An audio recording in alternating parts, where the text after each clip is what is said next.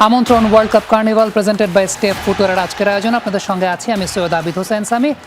বিশ্বকাপে আজকে off day একটু রিলিফ পাওয়ার মতো একটা ফ্যাক্টর, তবে টিমগুলো প্র্যাকটিস করছে। 48 দলের পরে 64 দলের বিশ্বকাপের ইঙ্গিত কিন্তু দিয়েছেন ফিফা সভাপতি। সুইস সংবাদ মাধ্যমে এক সাক্ষাৎকারে এমনটাই বলেছেন তিনি। বাংলাদেশের কি এতে কোনো সম্ভাবনা বেড়ে গেল? আজ থেকে 10, 15, 20 বছর পর এই সব কিছু নিয়ে জল্পনা কল্পনা চলছে, তবে একটা রিপোর্ট আছে, দেখে আসবো।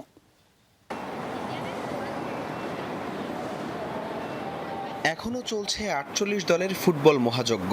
104 ম্যাচের এই বিশাল আসরের পর্দা নামতে বাকি আর অল্প কয়েকদিন। বিশ্বকাপের ইতিহাসে সবচেয়ে বড় এই আয়োজন নিয়ে শুরু থেকেই চলছে তুমুল সমালোচনা, আলোচনা। বিশেষ করে টুর্নামেন্টের পরিধি প্রায় 1.5 মাস ছুঁয়ে ফেলায় ফুটবল প্রেমীদের অনেকেই আগ্রহ হারিয়ে ফেলেছেন। 2026 বিশ্বকাপের সেই রেশ কাটার আগেই 64 দলের বিশ্বকাপ আয়োজনের ইঙ্গিত দিলেন FIFA president Gianni Infantino. Swiss television outlet blue স্পোর্টসকে দেয়া এক সাক্ষাৎকারে ইনফান্তিনো জানান, আগামীতে বিশ্বকাপের পরিধি আরও বাড়িয়ে 64 দল নিয়ে যাওয়ার বিষয়টি গুরুত্বের সাথে বিবেচনা করছে ফিফা। আমরা বিশ্বকাপের পর এই বিষয়গুলো দেখব। যখন আপনি একটি বিশ্বকাপের আয়োজন করবেন তখন সেটি পুরো বিশ্বের জন্য করা উচিত, শুধু ইউরোপ বা দক্ষিণ আমেরিকার জন্য নয়। প্রতিটি দেশেরই বিশ্বকাপে অংশ নেওয়ার স্বপ্ন দেখার অধিকার আছে। ছোট দেশগুলোকে সুযোগ না দিলে তারা উন্নতির অনুপ্রেরণা পাবে না। ফিফার সূচি অনুযায়ী 2030 সালের শতবর্ষী বিশ্বকাপ যৌথভাবে আয়োজন করবে মরক্কো, পর্তুগাল ও স্পেন, যার উদ্বোধনী 3টি ম্যাচ অনুষ্ঠিত হবে উরুগুয়ে, আর্জেন্টিনা ও প্যারাগুয়েতে। আর 2034 সালের আসরের এককভাবে আয়োজক সৌদি আরব। এদিকে ফিফার বর্তমান সভাপতি হিসেবে 2027 সালের নির্বাচনেও আবারও প্রার্থী হতে পারবেন ইনফান্তিনো। আর সেখানে জয়ী হলে তার অধীনেই হবে 2030 বিশ্বকাপের সেই শতবর্ষী মেগা আসর। 1998 থেকে 2022 দীর্ঘ সময়ে 32 দলের সংক্ষিপ্ত বিশ্বকাপ দেখেছে ফুটবল বিশ্ব। তবে 2026 বিশ্বকাপে এসে বদলে গেছে সেই চিরচেনা রূপ। অতিরিক্ত ম্যাচ ও দীর্ঘ সময়ের কারণে এবার সাধারণ দর্শকদের আগ্রহ কমেছে অনেকটাই। সেখানে ফিফার এই পরিধি বাড়ানোর প্রাথমিক প্ল্যান যেন জন্ম দিয়েছে নতুন বিতর্কের। ফিফা প্রধানের এই 64 দলের পরিকল্পনার পেছনে কি শুধুই ফুটবলের বিশ্বায়ন, নাকি বাণিজ্যিক লাভ? এর আগে 4 বছরের জায়গায় 2 বছর পর পর বিশ্বকাপ আয়োজনের পরিকল্পনা থেকে বিতর্কের মুখেই সরে আসে ফুটবলের সর্বোচ্চ নিয়ন্ত্রক সংস্থাটি। হাসান আল বারুফ, যমুনা স্পোর্টস। কানসাসে আর্জেন্টিনা টিম প্র্যাকটিস করেছে, অর্থাৎ পরবর্তী ম্যাচের আগে প্রথম প্র্যাকটিসটা তারা করেছে। সেই প্র্যাকটিসে মেসি সহ অনেকেই ছিলেন না, রিকভারির ব্যাপার আছে, রিপোর্টে দেখে আসবো।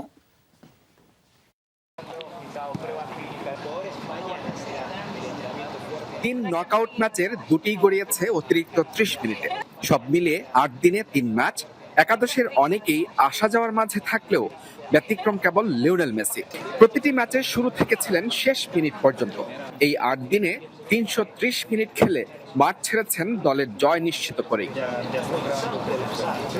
ফিনিশিং লাইন থেকে এখনো 2 কদম দূরে আলবিসেলেস্তারা। শেষ 4-এ তাদের প্রতিপক্ষ ইংল্যান্ড। যে লড়াই শুধু একটি ফুটবল ম্যাচ নয়, আর্জেন্টাইনদের কাছে প্রতিশোধের মঞ্চ। যে রোমাঞ্চের উত্তাপ বিশ্বকাপে যোগ করেছে বাড়তি রং। শেষ 8-এর বাধা পেরিয়েও নেই মুক্তি। উদযাপনে লাগাম টেনে পরদিনই অনুশীলন মাঠে team Argentina. Base camp Kansas সিটির অনুশীলন মাঠে অবশ্য দেখা মিলল ভিন্ন চিত্রের। স্কালোনির রিকভারি সেশনে ক্যামেরার লেন্স যার অপেক্ষায়, সেই লিওনেল মেসির খোঁজ নেই। বিশ্বকাপের এবারের আসরে প্রথমবারের মতো আর্জেন্টিনার অনুশীলনে নেই এলেমটেন। মূলত বেঞ্চে থাকা ফুটবলারদেরকেই ঝালিয়ে নিয়েছেন coach Lionel Scaloni. Messi, De Paul, Mac Allister সহ শুরুর একাদশের সব ফুটবলার ছিলেন বিশ্রামে। তবে অনুশীলনে দেখা গেছে সুইসদের বিপক্ষে গোল পাওয়া লাউতারো মার্তিনেজকে। লক্ষ্য একটাই, ইংল্যান্ডের বিপক্ষে সেমিফাইনাল ম্যাচে পূর্ণ শক্তি নিয়ে মাঠে নামা। বিশ্বকাপে একের পর এক রেকর্ড গড়ে চলেছেন লিওনেল মেসি। তার জাদুতে বিশ্বকাপের টানা দ্বিতীয় সেমিফাইনালে আর্জেন্টিনা, যেখানে প্রথমবারের মতো ইংল্যান্ডের বিপক্ষে মাঠে নামবেন ফুটবল জাদুকর। অবশেষে ক্লান্তি স্পর্শ করলো লিওনেল মেসিকে। বিশ্বকাপ শুরুর 1 মাস ও 6টি ম্যাচ খেলার পর এই প্রথম কোনো অনুশীলনে দেখা যায়নি এলেমটেনকে। সুইজারল্যান্ডকে হারানোর পরদিন রোববার কানসাস সিটিতে অনুশীলন করেছে আর্জেন্টিনা, যেখানে শুধু মেসি নন, দেখা যায়নি শুরুর একাদশে থাকা কোনো ফুটবলারকেই। Majna Bin Tarek, Jamuna sports, Kansas City, যুক্তরাষ্ট্র। এবারে বিশ্বকাপে একটু ভিন্নভাবে রিপ্রেজেন্ট করা হচ্ছে আর্জেন্টিনা টিমটাকে, তাদের টেকনিকটা একটু ব্যতিক্রম। বাকিটা রিপোর্টে দেখে আসবো। সেমিফাইনালে ওঠার লড়াইয়ে প্রতি ম্যাচেই ঘাম ঝরাতে হয়েছে বিশ্ব চ্যাম্পিয়ন আর্জেন্টিনাকে। কেপ ভার্দে, মিশর কিংবা সুইজারল্যান্ড নকআউট পর্বের প্রতি ধাপেই যেন তাদের চড়া মূল্য দিতে হয়েছে চরম শারীরিক ক্লান্তির। আর সেমিফাইনালে ইংল্যান্ডের মুখোমুখি হওয়ার আগে সেই শারীরিক ঘাটতি হয়ে উঠেছে টক অব দ্য টুর্নামেন্ট। ফিফার সর্বশেষ অফিসিয়াল পরিসংখ্যান বলছে চলমান বিশ্বকাপের 48 দলের মধ্যে গড় গতিতে সবার শেষে অর্থাৎ 48তম স্থানে আছে আলবিসেলেস্তেরা। 39 বছর বয়সী লিওনেল মেসি টুর্নামেন্টে সবচেয়ে কম দৌড়ানোর ফুটবলারদের একজন, যার অবস্থান 580 নম্বরে। কিন্তু মহাতারকার সেই গতির ঘাটতি পুষিয়ে দিতে পারছেন না বাকি সতীর্থরাও। স্প্রিন্ট বা দ্রুত দৌড়ের তালিকায় আর্জেন্টিনার সেরা তারকা এনজো ফার্নান্দেজ আছেন 19 নম্বরে। এখানেই শেষ নয়, 1962 সালের পর বিশ্বকাপের কোয়ার্টার ফাইনালে খেলা সবচেয়ে বয়স্ক দল এখন আর্জেন্টিনা। মেসিকে কেন্দ্র করে মাঝমাঠ নিরেট রাখতে গিয়ে তাদের দুই প্রান্ত বা উইং থাকছে সম্পূর্ণ অরক্ষিত, যা থমাস টুখেলের গতিশীল ইংল্যান্ডের জন্য বড় অস্ত্র হতে পারে। তবে গতির অভাব থাকলেও এই বুড়ো হাড়ের দলটির মস্ত বড় শক্তি তাদের মেন্টাল স্ট্রেংথ বা মানসিক দৃঢ়তা। পা দিয়ে গতি না ছড়াতে পারলেও হেড থেকে আসা 3টি গোল প্রমাণ করে বিশ্বকাপ ধরে রাখার আসল রহস্যটা এবার মগজেই লুকিয়ে রেখেছে আলবিসেলেস্তেরা। মেহেদি নাইম, যমুনা স্পোর্টস। আজকের দিনের অতিথিদের সঙ্গে যুক্ত হতে চাই। দুজন আছেন, যে দুজন থাকছেন নিয়মিতভাবে আমাদের ঘরের মানুষ, আহমেদ বিন পারভেজ এবং সেই সঙ্গে হাবিবুর রহমান। আরেকজন যুক্ত আছেন আমার খুব প্রিয় একজন মানুষ, আহমেদ সাহেব। প্লেজেন্ট সারপ্রাইজ আমাদের সবার জন্য আজকের দিনটাতে। তিনজনের সঙ্গে কথা বলবো, তবে শায়েক আজকে প্রথমবারের মতো এই শোতে আসা, আপনাকে দিয়ে শুরু করতে চাই। আসলে মূলত একটা প্রসঙ্গ নিয়ে যে 48 দলের বিশ্বকাপ থেকে 1,64 দলের বিশ্বকাপের কথা চিন্তা করা হচ্ছে। আপনি ঠিক যে জায়গাটা দাঁড়ানো, এই জায়গাটা বাংলাদেশ টিমের বর্তমান কোচও দাঁড়িয়েছিলেন। তার সঙ্গে আমার কথোপকথন হয়েছে, তিনি বলেছেন যে বাংলাদেশের র্যাঙ্কিং এর উন্নতির জায়গাটা আসলে সবার প্রথমে ফোকাস করা উচিত, দেন কুরাসাও, কেপ ভার্দের মতো উদাহরণগুলো তো সামনে আছে। সো 64 দলের বিশ্বকাপ যদি আসলে হয়, কোনো একটা সময় বাংলাদেশেরও তো আসলে সেই সুযোগটা গ্র্যাব করা উচিত বা সেটার জন্য আগানো উচিত। What's your opinion about that? আপনার যদি কথা আসে র্যাঙ্কিংয়ের উপরে বেস করে আসাটা, মানে ওয়ার্ল্ড কাপের পারফরমেন্সটা, আপনি যদি এবার দেখেন যে ফার্স্টে 4টা কিন্তু প্রথম 4টা র্যাঙ্কিংয়েরই আর কি টিম। সো র্যাঙ্কিংয়ের একটা প্রভাব অবশ্যই আছে, যে ধারাবাহিকতা যেটা বলে আর কি, কনসিস্টেন্সি। তো ওইটার ফলশ্রুতিতে আর কি ফিফা ওয়ার্ল্ড কাপে দেখা যায় যে টিমগুলো এন্টার করছে। বাট কিছু আর কি এরকম ডার্ক হর্সও থাকে, কেপ ভার্দে, কুরাসাওয়ের মতন। বাট ওগুলো ডিপেন্ড করে কোন কন্টিনেন্ট থেকে আপনি আসছেন। এক একটা কন্টিনেন্টের স্লট যেহেতু এক এক রকম থাকে। এখন সমস্যা হচ্ছে এশিয়াতে আপনার দলই হচ্ছে 47টা দেশ। তো 47টা দলের সাথে কম্পিট করতে হয়, যেখানে আফ্রিকার কিন্তু এত দেশও না, আবার আমেরিকা আর কনমেবলও যদি আপনি চিন্তা করেন তাহলে সেক্ষেত্রে এতগুলো দেশ না। So the chances of Bangladesh qualifying is very slim on that sense, আপনি যদি ওই জায়গায় ওভাবে করে বলেন। এখন র্যাঙ্কিংয়ের উন্নতি করলেই যে আমরা ওয়ার্ল্ড কাপে চান্স পেয়ে যাব সেটার কোনো গ্যারান্টি নেই। তার র্যাঙ্কিংয়ের উন্নতির আগে সবচেয়ে বেশি যেখানে দরকার আমাদের স্ট্র্যাটেজি, মাইন্ডসেট এবং ইনফ্রাস্ট্রাকচারের জায়গাগুলোতে উন্নতি করা। একটা ফ্যাক্টর হতে পারে যে হ্যাঁ, প্রবাসী প্লেয়ারদের যদি ইনক্লুশনটা হয়, যেটা কিন্তু France, even Curacao, Cape Verde, এদেরও হচ্ছে, হ্যাঁ মরক্কো, এদের হচ্ছে ইনক্লুশন। মরক্কোর আবার সাথে আবার একটা এক্স ফ্যাক্টর আছে, যেটা হচ্ছে ওদের ট্রেনিং যে সেন্টারটা, ওইটা একটা ফ্যাক্টর হিসেবে কাজ করেছে। সো সামগ্রিকভাবে একটা হেল্প করেছে। But Curacao, Cape Verde, these are like ওই যে প্রবাসী প্লেয়ারদের সংযুক্ত হওয়ার কারণে এখন তাদের জনসংখ্যা কম, এর জন্য আসলে ওইখানে যাওয়া ছাড়া তাদের উপায় ছিল না। কিন্তু বাংলাদেশের ক্ষেত্রে এই জিনিসটা একটু সময় লাগবে। তার কারণ হচ্ছে যে আমরা এখনও যেটা বললাম, 47 দলের সাথে যদি আমাদের কম্পিট করতে হয়, তাহলে শুধু প্লেয়ার আমরা নিয়ে আসলেই হবে না, আমাদেরকে স্ট্র্যাটেজিক্যালি ইনভেস্টমেন্ট বা আপনার মাইন্ডসেটটা এমনভাবে চেঞ্জ করতে হবে যাতে আমরা ওই লেভেলে কম্পিটিশনে যেতে পারি। আপনি দেখেন এখন যদি এশিয়া দেখেন, জাপান, সাউথ কোরিয়া, এরা একটা ধারাবাহিক একটা ব্যাপারের মধ্যে দিয়ে এসছে। ইভেন চায়নাও চায়নাও কিন্তু এক দুইবার কোয়ালিফাই করেছে, কিন্তু এখন কিন্তু আবার ড্রপ করছে, যার কারণে তারা হতে পারছে না। বাট ওই যে মরক্কো, যেটা মানে ধরেন 30 বছর আগেও মরক্কোকে কেউ কিন্তু ওভাবে করে গুনতো না, কিন্তু এখন মরক্কো সেমিফাইনালিস্ট ফর এক্সাম্পল পরপর 2টা ওয়ার্ল্ড কাপে হতে যাচ্ছিল। সো ওই জায়গাটায় যে বাংলাদেশের জন্য chances are very slim still. আগে আমাদেরকে ঘরে কিছু উন্নতি করতে হবে, এরপর আমাদের আসলে দেশের বাইরে তাকাতে হবে। হাবিব, আপনি তো ফুটবল নিয়ে বিশ্লেষণ করেন, সেটা ইউরোপিয়ান ফুটবল নিয়ে বিশ্লেষণ এই ওয়ার্ল্ড কাপে করছেন বেশ ভালো মতো, বাট আপনি বাংলাদেশের ফুটবলটাকে আসলে কিভাবে দেখেন? বাংলাদেশের ফুটবলের জায়গাটা আসলে কোথায় আছে? এবং যখন এই যে 64 দলের বিশ্বকাপের কথা হচ্ছে, শায়েক কিন্তু বাস্তবতার জায়গাটাও বললেন যে এশিয়াতে নেশনের সংখ্যাটা অনেক বেশি, সো উইন্ডোটা খুব ন্যারো, বাট আপনি আসলে কোন জায়গাটায় দেখেন বাংলাদেশের ফুটবলটাকে? আমি আসলে ফুটবল অ্যানালাইসিস ভিডিও জগতে আসার কারণ হচ্ছে বাংলাদেশ ফুটবলে যদি একটা ইনফ্লুয়েন্স করা যায়, অ্যানালিটিক্যাল পয়েন্ট অফ ভিউ থেকে ফুটবল এডুকেশন জিনিসটা যদি চালু করা যায়, এই জায়গাটাতে আসলে আমি ভিডিও বানানোর আগ্রহটা পাইছি। আমি আগে লিখতাম, তো আমার তখন ফলোয়ার প্রায় 17,000 অ্যারাউন্ড ছিল, আমার ওই রকম ছোট একটা পরিসর ছিল। ভিডিও বানানোর কারণে এই জিনিসটার ব্যাপ্তি এত ফাস্ট গ্রোথ হয়েছে। এটা দ্বারা আমি একটা জিনিস বুঝছি যে দেশে ফুটবলের কালচার আছে, আমার ফ্যান আছে, হেটারও আছে, সব আছে, কিন্তু হেটারও আমার আইডি ফলো করছে। ফুটবল কালচার আছে। এখন ফুটবল কালচারটা এরকমও দেখছি, ধরেন গ্রামে গঞ্জে ছোট ভাই ব্রাদাররা এরকম করে যে 2-3 হাজার টাকায় ফুটবল টুর্নামেন্ট ছাড়ে। ওইখানে দেখা যাচ্ছে যে ওরা 2-3 লাখ টাকা খরচ করে বাইরের এলাকা থেকে প্লেয়ার নিয়ে আসতেছে ভালো। তার মানে ফুটবলের প্রতি যে আবেগ এবং ইমোশন, লোকাল টুর্নামেন্ট ফুটবলগুলোতে যদি হাত দেন, বা ওই রকম টুর্নামেন্ট ফুটবলগুলো হয়তো ন্যাশনাল টেলিভিশন চ্যানেলগুলোর কাভারেজও পায় না, বাট আপনি যদি দর্শক চাহিদা চিন্তা করেন আর কি, ওই টুর্নামেন্টের কোনো মানে ম্যাচে গ্যালারির আশপাশ খালি যায় না। এগুলা বেশিরভাগ স্কুল মাঠগুলোতে হয়, মানুষ ছাদে টাদে উঠে, মানে এমন একটা সিচুয়েশন তৈরি হয়, উৎসব মুখর পরিবেশ, ওইটা একটা ফেস্টিভ সিচুয়েশন হয়।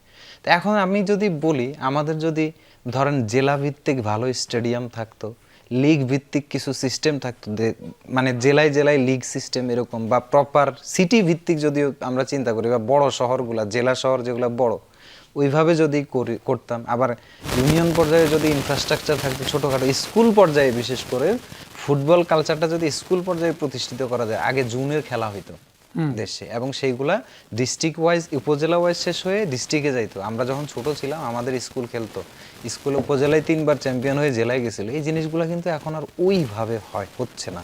তো আমরা অনেক পিছায় পড়ছি হচ্ছে যে আমাদের ইনফ্রাস্ট্রাকচার। এখন দেখবেন যে এখনকার জেনারেশন প্রচুর পরিমাণ মোবাইল আসক্ত।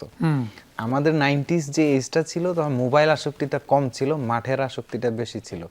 মাঠ কমে আসতেছে, আগ্রহটা কিন্তু ওই জায়গাটাতেই আছে। কিন্তু ধরেন আমাদের উচ্চ পর্যায়ের সদিচ্ছার কিছুটা অভাব আছে বলে আমি মনে করি। আমাদের ইনফ্রাস্ট্রাকচার, ফ্যাসিলিটি, এই সমস্ত সিচুয়েশন এবং এনভায়রনমেন্ট ডেভেলপ হলে কালচার ইজ দেয়ার, ডেফিনেটলি দেয়ার। এই জিনিসটা নার্চার করলে ফুটবল জনপ্রিয় হয়ে যাবে। ইনফ্রাস্ট্রাকচার পারভেজ, আমার মনে হয় যে আপনার চাইতে বেটার বলার মানুষের সংখ্যাটা খুব কম, কারণ ইউ আর আ কমেন্টেটর, এবং আপনি যেহেতু বি লিগেও কমেন্ট্রি করেছেন, কাঠফাটা রোদের মধ্যে খেলা হয়, অ্যাট্রাক্ট করার মতো জায়গা কিন্তু আসলে না, I am sorry to say, আমার আসলে এই ব্যাপারটা বলতে হচ্ছে, কাঠফাটা রোদের মধ্যে আমি খেলা দেখতে যাব না। দ্বিতীয়ত যে ব্যাপারটা হচ্ছে যে প্রোডাকশনের জায়গাটা থেকে ডেফিনেটলি সেই জায়গায় বিনিয়োগ করার জায়গা আছে। যেই অ্যালাউয়েন্সটা হয়তো বা আসে, সেই অ্যালাউয়েন্সটা আপনাকে এফোর্ড করার মতো জায়গায় অনেক সময় থাকে না।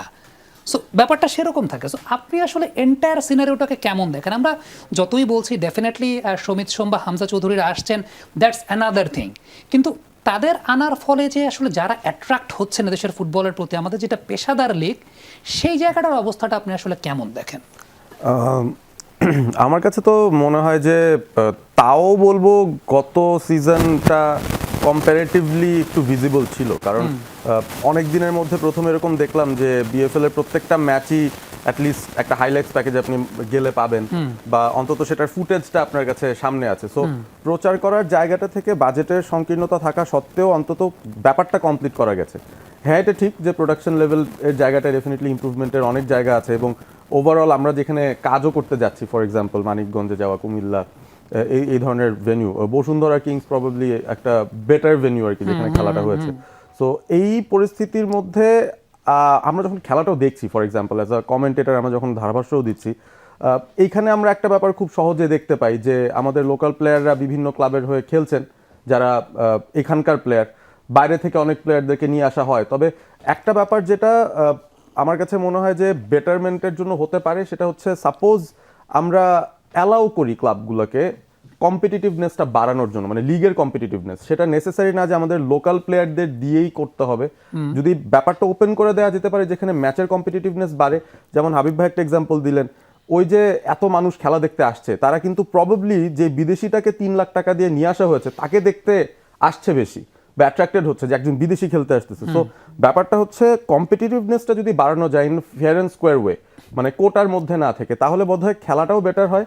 অ্যান্ড অবভিয়াসলি মাঠের কথা মানে লেটস নট গেট দেয়ার আর কি, মানে ওই জায়গায় অনেক অনেক ইমপ্রুভমেন্টের জায়গা আছে। যে ধরনের মাঠে খেলা হয়, ওই মাঠে একটা লিগ কমপ্লিট করার পর একটা প্লেয়ার যখন সাপোজ ওয়ার্ল্ড কাপ কোয়ালিফায়ার্স খেলতে যাচ্ছে কাতারে, ওরকম একটা স্টেডিয়ামে, তারা তো অনভ্যস্ত ওই ধরনের ফ্যাসিলিটি পেতে। সো ওই জায়গাটা বরঞ্চ তাদের ন্যাচারাল খেলা বের হবে না, কারণ তারা পুরো সিজন খেলে এসেছে ওরকম একটা মাঠে যেখানে এবড়ো থেবড়ো ঘাস উঠে আছে, পড়ে আছে, কাদা ভিজে আছে। সো এই বিষয়গুলো তো আসলে অ্যাভয়েডেবল, এটা আমাদের মানে অ্যাভয়েড করা উচিত বা বেটারমেন্টে যাওয়া উচিত। সো ওই জায়গা থেকে definitely lots and lots to improve in terms of infrastructure, in terms of production.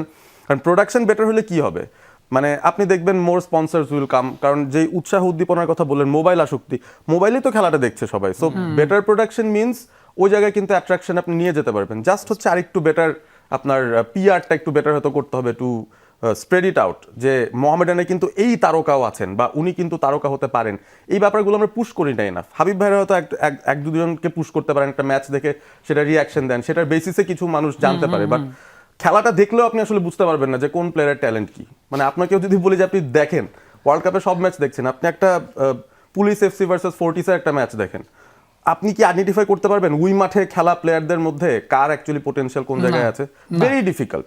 So ওই ব্যাপারটাই আমার কাছে মনে হয় যে সবকিছু আছে, উপাদানগুলো আছে, জাস্ট রিফাইনমেন্টটা করা দরকার, পলিশ করা দরকার, যেন প্লেয়াররাও কনফিডেন্স পায়, ক্লাবগুলো যেন নিজেরা জেতার জন্য যেই ফান্ড, মানে তারা নিজেরা যে খরচটা করবে ওই খরচটা যেন ফ্রুটফুল হয়, ওই আউটপুট বা রিওয়ার্ড যেন তারা পায়, এরকম একটা এনভায়রনমেন্ট তৈরি করলে আমার মনে হয় সব দিক থেকে ভালো। আর অবভিয়াসলি আমরা বিএফএল এর কথা বলি, এটা তো মোটামুটি ঢাকা লিগই বলা যায়, it's not the country wide thing. আপনি অন্যান্য সিটির তো ক্লাবগুলা প্রিমিয়ার লেভেলে খেলতে পারছে না। সো ওই জায়গার মধ্যে আমার মনে হয় যে ডিসেন্ট্রালাইজেশনের একটা হিউজ ফ্যাক্টর এখানে আছে। It's still mostly Dhaka based আর কি দিন শেষে।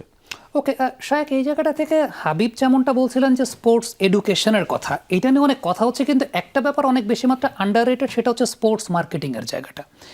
আপনি আমরা কয়েকজন করছি, but we are not theoretically expert of that, but আমরা করছি কিন্তু স্পোর্টস মার্কেটিং, আপনি, আমি, সাবির ভাই, এরকম আরও অনেকে কয়েকজন করছি। বাট যে পরিমাণ রিসোর্সটা আসলে আমাদের আছে সেটাকে ব্যবহার করতে গেলে আসলে আপনি যদি ব্যক্তিগতভাবে বলেন যে বাংলাদেশের স্পোর্টস মার্কেটিং করতে গেলে অবস্ট্যাকলগুলো কোন কোন জায়গায় আসে? আচ্ছা, আপনার যদি এটা ফুটবলের ক্ষেত্রে বলি, যেহেতু ফুটবলের নিয়ে কথা হচ্ছে, সবচেয়ে বড় ব্যাপার হচ্ছে যে যখন আপনি স্পোর্টস মার্কেটিং করবেন বা স্পোর্টস নিয়ে ব্র্যান্ডিং বা প্ল্যানিং করবেন, সবার আগে আপনার দরকার শিডিউল। আপনি যদি আমাকেও জিজ্ঞেস করেন যে বাংলাদেশের ফুটবল লিগ এটাকে আপনি 10-এ কত দিবেন, আমি ওটাকে 10-এ 3 দিব, জাস্ট দেওয়ার জন্য। এখন 3 শুনে হয়তো মনে হতে পারে এত, মানে আমি 2 বছর আগেও 10-এ 1 দিতাম। তার কারণটা হচ্ছে মানে 4-5 বছর আগেও বাংলাদেশের ফুটবল লিগ কখনো অক্টোবরে শুরু হতো, কখনো ডিসেম্বরে শুরু হতো, কখনো জানুয়ারি শেষে গিয়ে শুরু হতো। দেয়ার ওয়াজ নো শিডিউল। যখন যার ইচ্ছা হচ্ছে সেভাবে করে লিগ শিডিউল বানাতো এবং এভাবে করে চলতো। আপনার কাছে যদি কোনো এক্স্যাক্ট শিডিউল না থাকে তাহলে ক্লাবগুলো প্রিপেয়ার করতে পারে না। ক্লাবগুলো যদি প্রিপেয়ার না করতে পারে তাহলে মার্কেটিং এজেন্সিগুলো প্রিপেয়ার করতে পারে না, কারণ আমি জানি না আমার কালকে খেলা নাকি 3 দিন পরে খেলা, তা আমি কি প্ল্যানিং করবো এখানে ব্র্যান্ডিংয়ের ব্যাপারে। কেন আমি 10-এ 3 দিচ্ছি 1 থেকে মানে 4 বছর পরে, কারণ এখন গত 2 বছর ধরে একটা শিডিউল অ্যাটলিস্ট মেনটেন করার চেষ্টা করা হচ্ছে, যেটা কিনা জুলাই থেকে পরের জুন পর্যন্ত খেলাটা চলবে, এর মধ্যেই সব কম্পিটিশনকে শেষ করতে হবে, ঝড় বৃষ্টি বাদল ওয়ার্ল্ড কাপ যাই হোক না কেন। সো যার কারণে এখন একটু শিডিউলটা একটা মানুষের একটা অভ্যস্ততার মধ্যে এসছে, প্লেয়ার ট্রান্সফার করার একটা নজরের মধ্যে এসছে। তো এখন হচ্ছে আমাদের সমস্যা যে আমাদের যে শিডিউলটা, যেটা আপনি যদি এখন আমি মানে আমরা যদি আমরা ধরি এটা আমাদের লিগ হচ্ছে সবচেয়ে বটম, আর আমরা যদি সবচেয়ে টপ স্ট্যান্ডার্ড ধরি ইংলিশ প্রিমিয়ার লিগের এখনও ওয়ার্ল্ড কাপ শেষ হয়নি, কিন্তু অলরেডি ইংলিশ প্রিমিয়ার লিগ জানে যে নেক্সট সিজনের একেবারে জুন পর্যন্ত আমার শিডিউলটা কি, এভরিথিং ইজ অলরেডি ডান, কে অ্যাওয়ে, কে ফরে খেলছে, সবই শিডিউলটা ডান। সো এই শিডিউলে কি আপনি প্ল্যানিং করতে পারছেন যে আচ্ছা ঠিক আছে ডিসেম্বরে আমার এই কটা ম্যাচ আছে, এই ম্যাচগুলোকে আমি বেশি ব্র্যান্ডিং করবো, সো আমার প্ল্যানিং অ্যারেঞ্জমেন্ট এরকম হবে, সেইভাবে করে আপনি ওটা নিয়ে আগাবেন। কিন্তু এখন এই যে আমাদের যে লিগ শুরু হবে এটার এখনও শিডিউল কিন্তু লিগ ক্লাবগুলো জানে না। সো ক্লাবগুলো এখনও ধরেন যে কিভাবে করে ওটাকে ব্র্যান্ডিং করবে সেটা তাদের একটা জানা নেই। এখন এই যে ব্র্যান্ডিংয়ের মার্কেটিংরা আসবে, মার্কেটিংয়ের টিমগুলো যখন এসে যখন দেখবে যে কে কোন মাঠে খেলবে, কার কোনটা হোম গ্রাউন্ড সেটারই ঠিক ঠিকানা নেই। আপনি আজকে হয়তো মনে করছেন যে কুমিল্লা হচ্ছে মোহামেডানের হোম গ্রাউন্ড হবে, দুদিন পরে গিয়ে শুনবেন যে মোহামেডান কুমিল্লায় খেলবে না, তারা খেলবে হচ্ছে গাজীপুরে। তখন তো আপনার পুরো ব্র্যান্ডিংয়ের শিফটিং একটা করতে হবে, তো এটা তো একটা কস্ট আছে। তো মার্কেটিংরা তো এভাবে করে করবে না। আর দিন শেষে এখন যদি কথা আসে যে ক্লাবের পক্ষ থেকে কেন করা হয় না, এখন আমাদের দেশের যে ফুটবলটা চলে এটা যে financial model, it's not a sustainable model. এটা কমার্শিয়াল মডেল না, এটা কোনো কমার্শিয়াল মডেল না, এটা হচ্ছে দানে চলে, মানে যে জিনিসটা ফিফা অ্যাভয়েড করতে বলে আমরা ওই বেসিসেই আসলে ফুটবলটা চালাচ্ছি, সেটা হচ্ছে ডোনেশন ভিত্তিক। সো যার কারণে যখন ডোনেশনের ক্ষেত্রে যে জিনিসটা হয়, যখন যারা ডোনেশন দেয় তাদের কোনো ফাইন্যান্সিয়াল ডিফিকাল্টি আসলে যে জিনিসটা হয় যে তারা ক্লাবের প্রতি তখন পেমেন্টটা কম করে। তো স্বাভাবিকভাবে ওই পেমেন্ট স্ট্রাকচারে যদি মানি ফ্লোটা কম হয় তখন আপনার প্ল্যানিংও আস্তে আস্তে কমতে থাকে। সো এই সব কিছুর মধ্যেই আসলে বেড়া জালে আটকে আছে। তো এই জন্যই বললাম যে স্ট্র্যাটেজিক বা ইনফ্রাস্ট্রাকচার যদি ক্লাবগুলো নিজেদের মাঠ থাকতো, যদি একাডেমিস থাকতো, যদি প্রত্যেক বছরের শিডিউল আপনার 6 মাস আগের থেকে মোটামুটি সবাই জানতো, তাহলে দেখতেন জিনিসটা রোলিং হতো আস্তে আস্তে। মার্কেটিং এজেন্সিরাও তখন আর কি ইন্টারেস্টেড হতো, ব্র্যান্ডরাও ইন্টারেস্টেড হতো যে আচ্ছা এই সময় ছুটি আছে, এই সময় আমরা এই প্লেয়ারকে নিয়ে একটু ব্র্যান্ডিং করি, বা এই সময় খেলা আছে, আমরা এই তারিখে সন্ধ্যাবেলা খেলা, আমরা এইটার জন্য একটু বেশি প্রেশার দিই। সো এইটা পুরোটা শিডিউলের উপরে ডিপেন্ড করে, যেটা আমাদের ঠিক নেই আর কি। ওকে হাবিব, এই জায়গাটায় যদি আমি একটা এক্সাম্পল দিই, আপনি যদি পার্শ্ববর্তী দেশেও চিন্তা করেন, মোহনবাগান ইস্ট বেঙ্গল এখনো সেটা লড়াইটা ওই জায়গাটায় আছে, মানে এখনো কিন্তু পাড়ায় পাড়ায়, মানে এটা মোটামুটি একটা ব্যাপক গ্যাঞ্জামের জায়গা। আপনি তো দেখছেন এই ওয়ার্ল্ড কাপে মানুষের ক্রেজটা দেখছেন, আর্জেন্টিনা ব্রাজিল নিয়ে ওই লেভেলের ক্রেজটা। একটা সময় আমরা যখন ছোট ছিলাম সেই সময়টা আবাহনী মোহামেডান নিয়ে ওই ক্রেজটা ছিল, এখন সেই জায়গাটা নাই। আপনার কাছে কি মনে হয় যে আপনার মতো যারা সোশ্যাল ইনফ্লুয়েন্সার আছেন, যারা ফুটবল অ্যানালাইসিস নিয়ে কাজ করছেন, যদি আপনারা দেশের ফুটবল নিয়ে কাজ করেন, আপনার মতো আরও কয়েক পারভেজ আছেন, আপনারা যদি কাজ করেন, এই জায়গাটা আবার বিল্ড আপ হওয়া সম্ভব? এদেশের মানুষের টেম্পোটা তো বুঝতে পারেন আপনি, মানে তার সাইকোলজিটা তো বুঝতে পারেন, সেটা কি আসলে করা সম্ভব? আমি এক্সাম্পলটা কেন দিলাম, আমি সল্ট লেকের একটা ভিডিও দেখছিলাম, মোহনবাগান আর ইস্ট বেঙ্গল খেলা, মাথা নষ্ট পুরোপুরি। সো এইটা বাংলাদেশে সম্ভব কিনা? সম্ভব।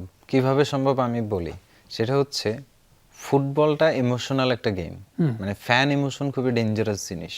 এই ধরেন আমি আপনি যে গালি খাই, এটার কারণও কিন্তু ইমোশন, ঠিক আছে? সো এইটাকে এক সাইডে রেখে ফুটবলে একটা কথা আছে যে পেশাদার ফুটবল। তো এই জিনিসটা কখন পেশা হবে? যখন এটা বিজনেস মডেলে আসবে। এই পেশাদার ফুটবল জিনিসটা নিশ্চিত করলে ফুটবলকে পেশা হিসেবে নিতে পারে, এই কনফিডেন্সটা যদি কারোর মধ্যে আসে বা গ্রো করে যে আমি ফুটবলকে যদি পেশা হিসেবে নিই, তাহলে আমার লাইফে এই চেঞ্জেসগুলো আসতে পারে, অর্থাৎ আমি এটা দিয়েও আমার জীবনে কিছু একটা করতে পারবো। এইটুক গ্যারান্টি যদি কোনোভাবে নিশ্চিত করা যায় somehow from a financial model বা কোনো একটা সিস্টেমে, বিজনেসগুলো আগায় আসলে দেশে কিন্তু ব্র্যান্ডের অভাব নাই। আবার দেখবেন নতুন নতুন ই কমার্সের অভাব নাই।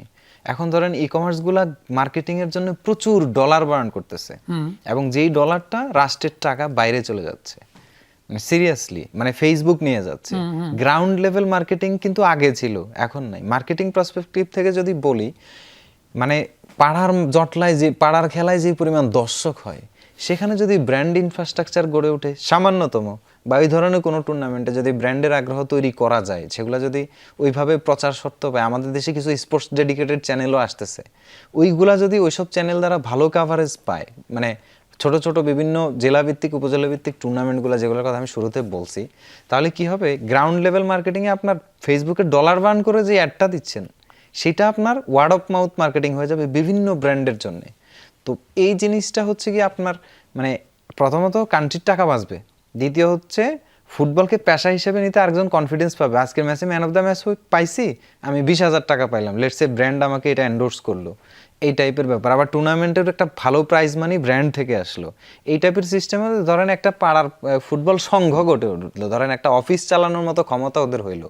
এরকম ছোট ছোট ছোট ছোট চেঞ্জেস থেকে দেখবেন মানে বার্সেলোনার যখন শুরু, ওই যে জোসেফ সুনিয়ল আরেকজন ভদ্রলোক বাইরের কান্ট্রির, উনি এসে একটা পিছিয়ে পড়া জাতি যাদের প্রতিবাদের কোনো ভাষা নাই, মানে তাদেরকে কুলার বলে তারা, কারণ পিছন দেখায় বসতো, ঠিক আছে, ওদের জন্যে মানে স্বৈরশাসকের বিরুদ্ধে প্রতিবাদের ভাষা অনুযায়ী কাতালানদের আন্দোলনের প্রতীক হিসেবে দাঁড় করাই দিচ্ছে একটা ক্লাব যেটা এখন $1 বিলিয়ন রেভিনিউর মালিক।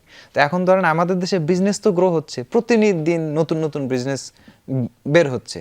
সো আমরা মার্কেটিং পার্সপেক্টিভটা যদি ডিজিটাল দুনিয়ার মার্কেটিংটা আসে থাক, কিন্তু আমরা word of mouth marketing, local marketing, মানে ওই জায়গাগুলোতে যদি হিট করা যায় একটা প্রপার প্ল্যান। এখন এই মার্কেটিং কোত্থেকে আসবে? যদি স্পোর্টস ইনফ্রাস্ট্রাকচার ফ্যাসিলিটিস থাকে, একটা ছেলে স্কুলের পরে যদি ট্রেনিং করতে সাহস পায় যে আমি মানে পড়াশোনা করব বাট পাশাপাশি ফুটবলটার ক্যারিয়ার একটু ফোকাস করবো, বা কারণ আমি দেখতেছি যে আমি ড্রিবলিংটা ভালো পারতেছি, আমার শট ভালো, আমি ভালো করতেছি, মনে হয় একটা ক্যারিয়ার হবে। এবং আরেকটা ব্রিজ যদি তৈরি করা যায় যে আমি যদি ইউরোপিয়ান কোনো লিগে যেতে পারি, ইন্ডিয়ান লিগে যেতে পারি, পাশের দেশে যেতে পারি, বা আমি যদি বার্সেলোনায় ট্রায়াল দিতে পারি। বার্সেলোনা কিন্তু বিভিন্ন দেশে একাডেমি দেয়, যদি আমরা ওই ধরনের একটা ট্রায়াল একাডেমি, তাহলে এখান থেকে কেউ ট্যালেন্ট হইলে সে হয়তো চলে যেতে পারে বার্সেলোনায়, বা লা লিগার সেগুন্দা ডিভিশনে হোক, সেকেন্ড ডিভিশন ক্লাব। এখান থেকে যদি প্লেয়ার ট্রান্সফার ওইভাবে হয়, আমাদের ক্লাব কালচার যদি গড়ে ওঠে, তাদের ক্লাবে কেউ রেজিস্টার্ড, সে যদি ইউরোপিয়ান কোনো ক্লাবে ট্রান্সফার হয়, এই ধরনের সময় লাগবে, সময় সাপেক্ষ ব্যাপার, কিন্তু সম্ভব। এই জায়গায় ফুটবল ডিপ্লোম্যাসির কথাটা আপনি আসলে বলছেন। এর আগে যখন আর্জেন্টিনা বাংলাদেশের ডিপ্লোম্যাটিক রিলেশন বিল্ড হলো, সেখান থেকে আমরা আসলে কি পেয়েছি সেটাও একটা কোয়েশ্চেনের জায়গা কিন্তু আছে। পেতে পারতাম অনেক কিছু। আমরা একটা ছোট্ট বিরতির পর ফিরতে চাই। আসলে এই ব্যাপারটা নিয়ে আলোচনা করতে চাইলে আমার মনে একটা পুরো শো ডেডিকেট করতে হবে, বাট আমরা ওয়ার্ল্ড কাপের শোতে আছি। এরপরে বিরতি থেকে ফিরে এসে আমরা ওয়ার্ল্ড কাপ নিয়ে আলোচনা করতে চাই। ছোট্ট একটা বিরতি নিচ্ছি দর্শক।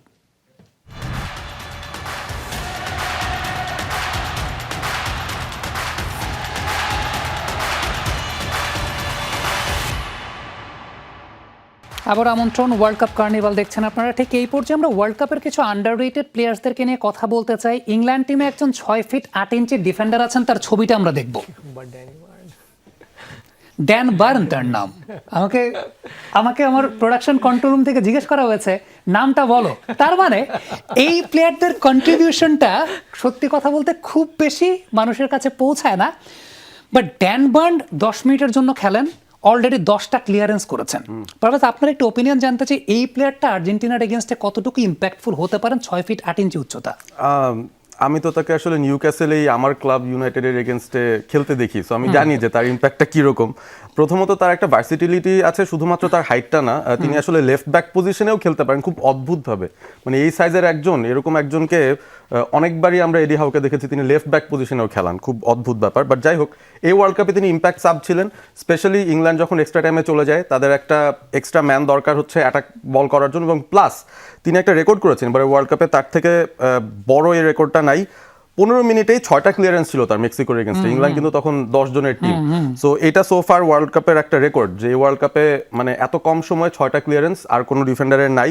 এবং হালান্ডের এগেনস্টেও তার খুব দারুণ একটা ইম্প্যাক্ট ছিল শেষ দিকটায় এসে, কারণ হালান্ড বেশ কিছু এরিয়াল বল উইন করছিলেন, তিনি এসে সে জায়গায় 2টা এরিয়াল ডুয়েল তার সঙ্গে জিতেছেন। সো এই ধরনের ছোট ছোট কিছু ইম্প্যাক্টের জন্যই কিন্তু ইংল্যান্ড ন্যারোলি জিতছে। আপনি দেখবেন 1 গোলের ব্যবধানে কিন্তু তারা ম্যাচগুলো জিতে এসেছে, স্ট্রাগল করেই এসেছে। সো সেই জায়গায় ড্যান বার্নের এই পারফরমেন্স দারুণ ছিল আমার মনে হয়। হাবিব, ড্যান বার্নকে নিয়ে আপনি কোনো কিছু অ্যাড করতে চান কিনা? কারণ ডেফিনেটলি আর্জেন্টিনার সঙ্গে ইংল্যান্ডের খেলা হচ্ছে, আপনার কোনো আবার যদি কোনো ডাইং সিচুয়েশনে আর্জেন্টিনা পড়ে যে গোল বের করতে হবে, তখন হচ্ছে দেখবেন যে ইংল্যান্ড এরে নামাই দিছে এরিয়াল ডিফেন্ড করার জন্য। কিন্তু আর্জেন্টিনার যে লং বল এবং সেট পিচগুলো ডিফেন্ড করা একজনকে দিয়ে আসলে খুব ডিফিকাল্ট। আর্জেন্টিনা হচ্ছে ডেকোয় রান দেয় অনেকগুলা প্লেয়ার, কেউ হচ্ছে বলের দিকে করে, কেউ বল চার্জ করে, আর অনেকগুলা ডেকোয় রান থাকে। এখন যদি ফোকাস, কারণ বেঞ্চ থেকে আসা প্লেয়ারদের ফোকাস কিন্তু খুব বেশি থাকে না, মানে পুরো ম্যাচ না খেললে বেঞ্চ থেকে এসে ফোকাস রাখা অনেক কষ্টকর। এর মধ্যে যদি উনি 2-3টা ডেকোয় রান সামলাইতে যান, তাহলে দেখা যায় যে একটা জায়গার কোনো মানে উনি হয়তো 5টা ক্লিয়ার করলেন, একটা ভুল হইলো, সেখানে প্রবলেম হয়ে গেল। আর আরেকটা বিষয় হচ্ছে ইংল্যান্ড আর্জেন্টিনার ম্যাচটা মানে একটু ডিফারেন্ট দিকে যাচ্ছে আর কি, বিশেষ করে ইংল্যান্ডের পার্সপেক্টিভ থেকে। সেগুলো হয়তো আমরা অন্য কোনো এপিসোডে আলোচনা করব। আমাদের তো ওই পরে জায়গা আছে, আমরা সে নিয়ে আলোচনা করব। শায়েক, একটু আপনার কাছে ড্যান বার্নের ব্যাপারে জানতে চাইবো। তার সাথে একটা স্ট্যাট দেই, এই ওয়ার্ল্ড কাপে সাব প্লেয়াররা 54টা গোল করেছেন, which is a record. 5টা সাবস্টিটিউট, সেটা that's a factor, but sub প্লেয়াররা ইম্প্যাক্ট জেনারেট করছেন। What might be the reason? সবচেয়ে বড় কারণ হতে পারে যে যেহেতু ওয়ার্ল্ড কাপটা অনেক বড় এবং সবাইকে অনেক বেশি ম্যাচ খেলতে হচ্ছে, সো সব প্লেয়ারদের যে আগের মতন এফিসিয়েন্সি ওরকম হয়তো নাই, সবাই একটু টায়ার্ড থাকছে হয়তো। এবং আপনার ধরেন যে হাইড্রেশন ব্রেকের পরে এক্সট্রা টাইমে যে 3 মিনিট যোগ হচ্ছে, এরপরে আরও তো টাইম যোগ হচ্ছে যেটা কিনা আপনার ইনজুরি টাইম বা আপনার ধরেন যে কোনো কারণে কার্ড বা ভারের কারণে আর কি যোগ হচ্ছে। সো যার কারণে এক্সট্রা টাইমটা এত বেশি এক্সটেন্ডেড হওয়ার কারণে পরবর্তীতে প্লেয়ারদের টায়ার্ড হয়ে যায়। সো ওই সময় আসলে লং বলগুলো বল বেশি সাপ্লাই দেয় এবং তখন আর কি প্লেয়াররা হেড করে গোল দেওয়া বা একটু যখন আর কি নার্ভাস মুভমেন্টস থাকে সেই সময় গোলগুলো বার করা, তো এইগুলোর কারণে সাবস্টিটিউটরা দেখা যাচ্ছে যে ওইসব ক্ষেত্রে আর কি বেশি গোল দিয়ে বের হচ্ছে। আর ড্যান বার্নের কথা যদি বলতেই হয় তাহলে বলবো যে মানে দুজনই অলরেডি যা বলার বলে ফেলেছে। সেটা হচ্ছে যে ওই শেষের দিকে ইম্প্যাক্ট, যে ধরেন যে হয়তো এরকম যদি হয় যে 1-0 গোল ডিফেন্ড করতে হবে, ওই লিডটা ডিফেন্ড করার জন্য ড্যান বার্নকে ডিফেন্সে না হবে, অথবা যদি এরকম হয় যে কোনো কারণে ইংল্যান্ড 10 জনের দল হয়ে গেল, কারণ অলরেডি দেখা গেছে তারা 10 জনের দল হয়েছে, তো সেই সব সময় যে যদি তাদেরকে পেনাল্টি শুট আউট পর্যন্ত আর কি খেলাটাকে টানতে হয়, তখন ড্যান বার্নের মতন প্লেয়ারের দরকার পড়বে যে কন্টিনিউয়াসলি আর কি ক্লিয়ার করবে। বাট একদিকে আবার মনে হচ্ছে যে টমাস টুকেল হয়তো ড্যান বার্নকে এই ম্যাচে ইউজ করার চেষ্টা করবেন না। তার কারণটা হচ্ছে যে মানে আর্জেন্টিনা হয়তো খুব ভালো করেই জানে যে মানে ইংল্যান্ডের সাথে ওইরকমভাবে সেট পিসে আসলে গোল দেওয়ার চেষ্টাটা তারা খুব একটা বেশি করবে না। কারণ আপনি যদি দেখেন যে সেট পিসে নর্মালি অ্যাটাক যেটা করে যায় ডিফেন্ডাররা আর কি ওই সময় জোনাল মার্কিংটাকে বিট করার চেষ্টা করে। এখন আর্জেন্টিনা শুধুমাত্র রোমেরোই আর কি ওই পজিশনটাতে ভালো একটা এফেক্টিভ জায়গা হতে পারে। লিজান্দ্রো মার্টিনেজের হাইট এত বেশি না যে সে ওই পর্যায়ে গিয়ে ওখানে খেলবে। সো ওরা যেটা করতে পারে যে ড্যান বার্ন যেহেতু লম্বা এবং একটু স্লো প্লেয়ার, তো হয়তো তাকে যতটুকু না এরিয়ালি আর কি অ্যাটাক করবে তার থেকে বেশি ড্রিবলিং করে হুলিয়ান আলভারেজ বা মেসি চেষ্টা করবে যে বডি মুভমেন্টের থ্রুতেই তাকে কাটিয়ে চলে যাওয়ার। সো সেই ক্ষেত্রে হয়তো টমাস টুকেলও চেষ্টা করবে যে এই ক্ষেত্রে আসলে তাকে ইউজ না করে হয়তো অন্য কোনো প্লেয়ারকে ইউজ করা। তো আমার মতে Dan burn unless and until যে 10 জন না হয়, আমার মতে এই ম্যাচে হয়তো তাকে নামাবে না। ওকে, আমাদের সহকর্মী মুজনেবিন তারেক, তিনি আমেরিকাতে আছেন, তিনি আমাদের সঙ্গে এই মুহূর্তে যুক্ত হবেন। আমরা অনেকক্ষণ ধরে কানেকশনটা বিল্ড আপ করার চেষ্টা করছিলাম, বাট কানেকশনটা পাচ্ছিলাম না। তারেক, এই মুহূর্তে আপনাকে কি পেয়েছি? ইয়াস, আপনাকে পেয়েছি। আমি একটু তারেক, আজকে তো অফ ডে আমাদের, আমি একটু আপনার পার্সোনাল জার্নিটা জানতে চাই। এই ওয়ার্ল্ড কাপটা আসলে জার্নালিস্টদের জন্য কতখানি ডিফিকাল্ট হচ্ছে? ডেফিনেটলি এক্সপেন্সের একটা ব্যাপার তো আছে, সেই সঙ্গে এই যে এক শহর থেকে আরেক শহরে বাংলাদেশের মানুষের প্রায়োরিটির কথা চিন্তা করে আর্জেন্টিনা, ব্রাজিল এই সব কিছু একসঙ্গে কাভার করাটা, সব কিছু মিলে আসলে how much difficult it is? খুবই কঠিন সামি। আমি এখন কানসাস সিটিতে আছি, ম্যাচ শেষ হয়েছে এখানে 11 তারিখ রাত, আমরা মাঝখানে 12 তারিখ কোনো টিকিট পাইনি। এবং খুবই সত্যি কথা হচ্ছে যে কানসাস থেকে আটলান্টা ডিস্টেন্সটা খুব বেশি না, আবার একেবারে কম না, 800 মাইলের মতো হবে। এখানে যখন নর্মাল সময় তখন প্লেন ফেয়ার থাকে আপনার 200 বা 250 $300 এরকম। এখন সেই প্লেন ফেয়ারটা আপনার চলে যাচ্ছে 1000, 1500, 1800 এরকম, তাও সেটা পাওয়া যাচ্ছে না। এটার একটা বড় কারণ হচ্ছে আপনি যখন আর্জেন্টিনা টিম তারা এখানে ম্যাচ শেষ হচ্ছে একসাথে 50,000, 60,000 মানুষ তারা একসাথে মুভ করছে আবার সেই আটলান্টা, আমাদেরও সেই একই পথেই যেতে হচ্ছে, যে কারণে এখন গণমাধ্যম কর্মীদের জন্য ট্রাভেলটা খুব কঠিন হয়ে যাচ্ছে। আমি এই যুক্তরাষ্ট্রে এসে নিউ জার্সিতে প্রথম ম্যাচটা করলাম, তারপর সেখান থেকে এই কানসাস সিটিতে এসেছিলাম। এই কানসাস সিটি থেকে আমরা ডালাস গিয়েছি, ডালাস থেকে হিউস্টন, হিউস্টন থেকে আমরা মায়ামি এসেছি, মায়ামি থেকে আবার আটলান্টা, সেই আটলান্টা থেকে আবার কানসাস, এবং কানসাস থেকে আবার আটলান্টা। এবং প্রত্যেকটা শহর থেকে আমি যেটি বললাম যে 800-900 মাইল এরকম করে ডিস্টেন্স। তবে যেটা সমস্যা হচ্ছে যে পাবলিক ট্রান্সপোর্ট, যেটা আমরা সবসময় এখানে যেহেতু প্লেনে যাওয়াটা একটু ইজিয়ার, কিন্তু আমাদের সেই জায়গাটায় সমস্যা হচ্ছে যে যেটা $200 সেটা এখন হয়ে গেছে $1,800-1,500। হয়তো কিছু জায়গায় যেটা ডিস্টেন্স একটু কম সেই জায়গাটায় বাসে যাওয়া যেতে পারে। সেখানেও খুব ইন্টারেস্টিং হচ্ছে আমি বাসের টিকিট যেটা $100 ছিল সেটাও কিন্তু এখন $300-400 এরকম। তারেক, আমি একটু আপনাকে থামিয়ে দিয়ে একটু জিজ্ঞেস করতে চাই একটা বিষয়। আপনি তো অলিম্পিক্সও কভার করেছেন, আপনি অনেক বড় ইভেন্ট কভার করেছেন। এই ওয়ার্ল্ড কাপটা আপনি যদি কম্পেয়ার করতে চান, আয়োজক হিসেবে আপনি তো আমেরিকার জায়গাটাতে আছেন, আয়োজক হিসেবে আসলে ইউএসএ কতটুকু successful in terms of user friendly, মানে কনজিউমারের জন্য ফ্রেন্ডলিনেস, ওই হিসেব চিন্তা করলে? আপনার অলিম্পিক্স কভার করার অভিজ্ঞতা আছে, আপনি ওয়ার্ল্ড কাপ কভার করেছেন, এই ওয়ার্ল্ড কাপটা আপনার কাছে আসলে কেমন মনে হচ্ছে? সামি, আমার কাছে এর আগে ধরেন কাতার বিশ্বকাপ বা অলিম্পিক, বার্মিংহাম কমনওয়েলথ গেমস, এইসব জায়গায় আমরা যেটা মনে হয়েছে যারা হোস্ট ছিল বা হোস্ট দেশ বা সিটি, তারা সবসময় এইটার মানে ভ্যালুটা অন্যভাবে তারা প্রকাশ করেছে, যে অলিম্পিকের আয়োজক হয়েছে বা গেমস এর আয়োজক হয়েছে, বিশ্বকাপের আয়োজক হয়েছে।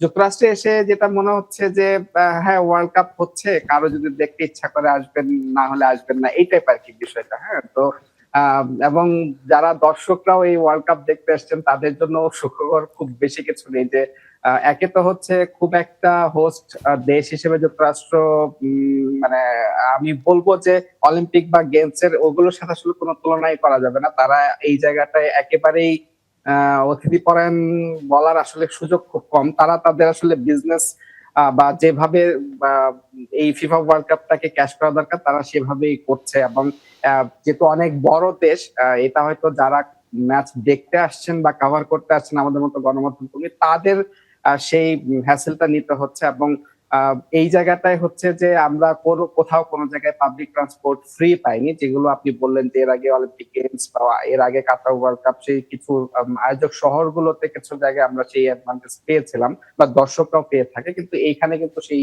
একেবারেই সেটার কোনো সুযোগ নেই।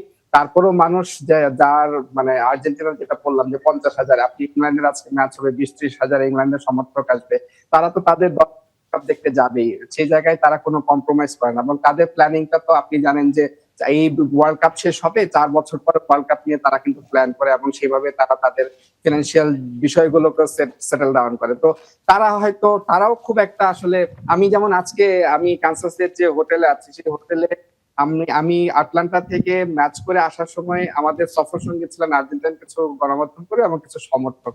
তো তাদের সাথে আবার এখানে দেখা, তারা আজকে আমরা বিকালে এখান থেকে আবার আটলান্টা যাবো, তো হঠাৎ করে তাদের সাথে দেখা হলো, তারাও একটু অবাক হলো যে কি তোমরাও। তা আমরা বললাম যে হ্যাঁ, আমরা টিকিট পাইনি, গতকাল যেতে পারিনি, আজকে আমরা হয়তো টিকিটটা পেয়েছি, আমরা আজকে যাব।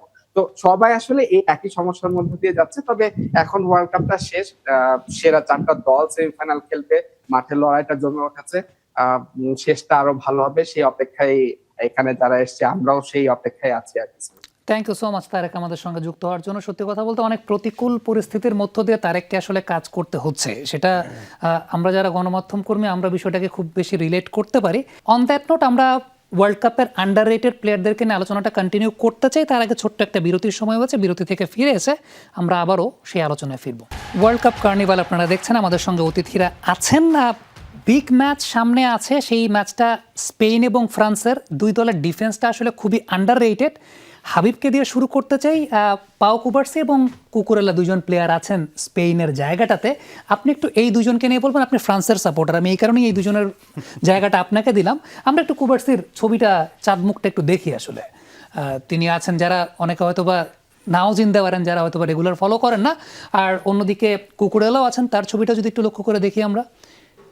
ওকে, সো এই কম্বিনেশনটা কেমন? পাউ কুবার্সি হলো ধরেন ওয়ার্ল্ড কাপের সারপ্রাইজ প্যাকেজ। মানে পাউ কুবার্সি কিন্তু ক্লাবে ওয়াজ নট দ্যাট মাচ, তার আগের সিজনটাই অনেক বেশি এফিশিয়েন্ট ছিল যখন তার পাশে খেলতেছিল, এই যে মার্টিনেজ খেলতেছিল। তো এরপরে হয়েছে কি, যখন আবার একটু চেঞ্জেস আসছে বার্সেলোনায়, তখন হচ্ছে হাইলাইন ডিফেন্স খেলতে যাই পাউ কুবার্সি ভুল করছিল বারবার। পাউ কুবার্সির স্ট্রেংথই হলো সঠিক ট্যাকেল করা, মানে সঠিক ট্যাকেল মেক করা। ট্যাকেল মিস হচ্ছিল, রেডও পাইছিল 2-1, বাট পাউ কুবার্সির জোন মাপা, পজিশনিং সেন্স, এরিয়াল ডুয়েল জেতার ক্ষেত্রে মুভমেন্ট, এবং কোথায় বল আসতে পারে, নেক্সট বল কোথায় যাবে, ব্লকিং, এভরি সেন্স। এই বয়সে পাউ কুবার্সি হচ্ছে ধরেন জেনারেশনাল ডিফেন্ডার। অর্থাৎ আমাদের এখন যারা 4 বছর পর ফুটবল খেলে, এরা হচ্ছে পাউ কুবার্সিকে চেনেই না। এই কারণে মনে করে যে আরে এ কেমন ছেলে, তেমন একটা বডি ফিজিক ওইরকম না, এবং বয়স কম এরকম, বাট ওর দেখতেও ডিফেন্ডারদের মতো না, না চকলেট বডি সেটাই, ওর ম্যাচিউরিটি লেভেল ডিফারেন্ট। এখন এই জেনজির আমলে ধরেন লামিনী আমালের ম্যাচিউরিটি লেভেলটা দেখেন। মানে ফুটবলে এখন ইয়াঙ্গার প্লেয়াররা, আগে ইয়াঙ্গার প্লেয়ারদের ডেভেলপ হইতে অনেক সময় লাগতো, মেসিরও সময় লাগছে, কিন্তু এখন যারা একদম ইয়াঙ্গার হয়ে আসতেছে এদের ম্যাচুরিটি লেভেলই আলাদা। মানে এমন ভাবে আসছে মনে হয় যেন আইসেই প্রাইম ধরে ফেলছে। ডিফেন্ডারদের প্রাইম আসতো আগে 30 বছর বয়সে, সেখানে পাউ কুবার্সি ধরেন এখন আইসে একটা, এবং কুকুরেও কিন্তু অনেক বয়সের পরে প্রাইম আসছে। একটা সময় বার্সেলোনা তাকে বিক্রি করতে বাধ্য হয়েছিল, এখন চাইলে কিনতেও পারবে না। ব্রাইটনে খেলছিল একটা সময়, মানে এখন চাইলে ওর কিনতেও পারবে না, ওই টাকাও নাই বেসিক্যালি। কিনবো না, রিয়াল মাদ্রিদ কিনে ফেলছে। রিয়াল মাদ্রিদ নিয়ে ফেলছে, রাইট। ওর কিন্তু আসলে ওর একটা স্টেটমেন্ট ছিল এরকম যে আমি মাথার চুল নেড়া করে ফেলবো কিন্তু রিয়াল মাদ্রিদে খেলবো না। প্রফেশনে যে কত কিছু হয়। আপনি কি এটা বলতে পারবেন যে কুবার্সি এই বিশ্বকাপের best C B? Of course best C B. Upamecano আপনার চাইতেও স্টার্টও better? এটা বলে, অবশ্যই উপমেকানো ওই ধরনের এক্সামিনেশন দেয়ই নাই, কিন্তু Cubarsi was the crucial point যে এভরি ট্রানজিশনাল অ্যাটাক ব্রেক করার জন্য, এবং ওর ব্লকিং থেকে শুরু করে এবং স্ট্রাইকারের সাথে যে স্পেনকে তো এমনি গ্রাউন্ড দিয়ে ভাঙা যায় না, এরিয়াল দিয়েই ভাঙতে হয়। সে যেই পরিমাণ এরিয়াল ডুয়েলগুলা জিতে আসতেছে বা তার আগেই ইন্টারসেপ্ট করতেছে, অন্য ফ্যাক্টর বাদ দেন, সবচেয়ে বড় কথা সে একজন এক্সট্রা মিডফিল্ডার। এবং এই জিনিসটা স্পেনের যে স্টাইল, ফ্লুইড প্লেইং স্টাইল, এটা করার জন্য, ডিকটেট করার জন্য, মানে পেদ্রির উপরে কিন্তু এক্সট্রা লোড হয়ে যেত যদি কুবার্সির প্লে মেকিংটা কাজে না দেয়। ডিপ লাইনের প্লে মেকার থাকা কিন্তু ডেঞ্জারাস জিনিস। মনে করেন ইংলিশটাও আর্জেন্টিনারও অনেক চাপতেছে, যদি বল ইন্টারসেপ্ট করে লিসান্দ্রো মার্টিনেজের পায়ে পড়ে, এই ডিপ লাইনের প্লে মেকাররা আসলে ডেঞ্জারাস। মিডফিল্ডের কোনো সেন্ট্রাল প্লেয়ার কানেক্ট করলো, দেখা গেল Cubarsi to Olmo to Yamal, এই ধরনের একটা 3 টাচের গোল হয়ে যেতে পারে, মানে ব্যাপারটা অনেকটা এরকম। এবং অলরেডি লিসান্দ্রো একটা এক্সাম্পল সেট করছিল, সেটা কেপ ভার্দের সাথে। তো এই ধরনের ডিফেন্ডাররা হলে যে কোনো টিমের জন্য ব্লেসিংস। আর স্পেনে এই ডুয়োর একটা আলাদা ইন্টারেস্টিং ব্যাপার আছে। এরা কি করে, কুবার্সি একটু গার্ডের পিছনে থাকে, এ যখন এক্সপোজ হয়ে যায়, মানে কুকুরে যখন অনেক বেশি হাই আপ পিচ থাকে, তখন রড্রি এর পিছনটা ধরে ফেলে, আবার রড্রি না থাকলে ওলমো বা পেদ্রি ধরে ফেলে, অর্থাৎ ওরা গার্ডেড থাকে। এবং এদের মধ্যকার হচ্ছে তখনও কুবার্সি একটা ওয়াইড দেয় দুজন মিডফিল্ডারকে, এরকম ট্রায়াঙ্গেল শেপের ওয়াইড দেয়, অর্থাৎ আমার কাছে ইন্টারসেপ্ট হয় নাই, তুমি নেক্সট অপশন, মানে পাসিং রেঞ্জটা থাকে। এবং এই কারণে হচ্ছে গিয়ে ধরেন কুবার্সির সাকসেস রেশিওটাও বেশি। যতটুকু তার ট্যালেন্ট এবং নলেজ আছে, তার চেয়ে টিম সেট আপটা তারা এমনভাবে করতেছে যে সে এখন তার যে ডিফেন্সিভ শটটা, সেটাকে সে আরো বেশি সামনে নিয়ে আসছে। ওকে, এবার আমরা আরো দুজনকে নিয়ে কথা বলতে চাই, একজন ডায়ো উপমেকানো আর একজন উইলিয়াম সালিবা। শায়েক, আপনার কাছে দিয়ে দেবো, তাদের ছবিটা একটু দেখতে চাই। মানে উপমেকানোকে দেখলেই তো মনে হয় আসলে ডিফেন্ডার একটা, দাঁড়ায় আছে কেউ একজন। সো ফ্রান্সের মানে ওই সামনের যে 3-4 আছেন, তাদের কারণে ফ্রান্সের ডিফেন্স কিন্তু অনেক আন্ডাররেটেড। এই ডিফেন্স সেটআপটাকে আপনি কি বলবেন? হ্যাঁ, দুইজনই তো আসলে চ্যাম্পিয়ন্স লিগের ফাইনাল খেলা দুই দলের, একজন আর্সেনালের হয়ে খেলা, একজন পিএসজির হয়ে খেলা। সো দুইজনেরই আর কি এখন আমি বলবো যে সারা বছরে যে ধারাবাহিকতা, যে টপ আর কি লেভেলের যে পারফরমেন্স, সেটা আসলে দুইজনই দিয়ে এসছে। সো যার কারণে আসলে তাদের দুইজনকে আসলে বেশ ভালো রকম ভাবে আর কি দেখা যাচ্ছে। আই থিঙ্ক উপমেকানো, সরি, বায়ার্ন মিউনিকে আসলে, সরি আমি আর কি একটু মিস্টেক করেছি। সো এখানে দুইজনের যে কম্বিনেশনটা, দুইজনের কম্বিনেশন আসলে ভালো হচ্ছে, কারণ উপমেকানো একটু যেটা বলছেন যে একটু ফিজিক্যাল, মোর এরিয়াল, আর সালিবা হচ্ছে একটু মোর বল প্লেইং আর কি, সেন্টার ব্যাক হিসেবে খেলে।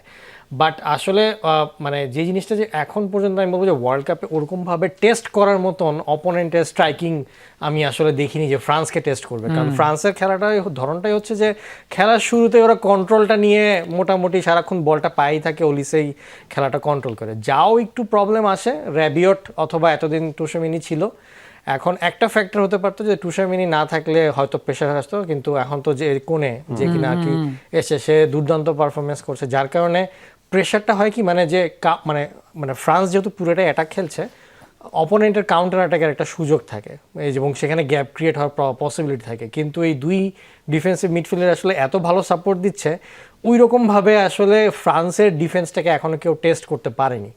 এখন স্পেনের ম্যাচেও ব্যাপারটা যে ওরকম স্ট্রাইকার নেই যে ওদেরকে ওরকমভাবে টেস্ট করবে। But on the other hand এই ম্যাচে আসলে মিডফিল্ডের দখলটা যে কে নিবে, কারণ দুজনের খেলার ধরনই হচ্ছে যে আমি বল আগে কন্ট্রোলে নিব, এরপর আমি খেলা ডিকটেট করব। এখন এখানে কে আসলে নিবে, এটাই আসলে দেখার বিষয়। কারণ ওখানে পেদ্রি, অলমো এবং আপনার হচ্ছে রড্রি, এরা 3জন মিলে নেওয়ার চেষ্টা করবে হচ্ছে বল দখল। আবার এদিকে ফ্রান্সে হচ্ছে র্যাবিয়ট, কোনে বা ওলিসে মিলে নেওয়ার চেষ্টা করবে। সো এই দুই দলের মধ্যে যে মিডফিল্ডের কন্ট্রোলটা নিতে পারবে, আমি মনে করি মোরালেস সেই that's going to be an interesting battle. আরেকজনের ছবি দেখতে চাই, এলিয়ট অ্যান্ডারসন, খুবই আন্ডাররেটেড। আমার মনে হয় যে 100 জনকে জিজ্ঞেস করলে 99 জন নামটা বলতে পারবে না। বাট রেকর্ড যদি বলি, এই ওয়ার্ল্ড কাপে 382টা সাকসেসফুল পাস দিয়েছেন, 109টা পাস ফাইনাল থার্ডে দিয়েছেন, 16টা ট্যাকেল করেছেন, 15টা এরিয়াল ডুয়েল জিতেছেন। আমি জানি পারভেজ আপনার কাছে আরও স্ট্যাটিস্টিক্স আছে, এই প্লেয়ারটা আসলে কতখানি ইম্প্যাক্ট জেনারেট করতে পারেন এগেনস্ট আর্জেন্টিনা? খুবই ভালো ইম্প্যাক্ট জেনারেট করতে পারেন, কারণ তার ইম্পর্টেন্সটা আরও বেশি হয়ে গেছে বিকজ ডেকল্যান রাইসের ফিটনেস একটা ইস্যু। গত ম্যাচটায় তিনি 45 মিনিটস মাত্র খেলেছেন।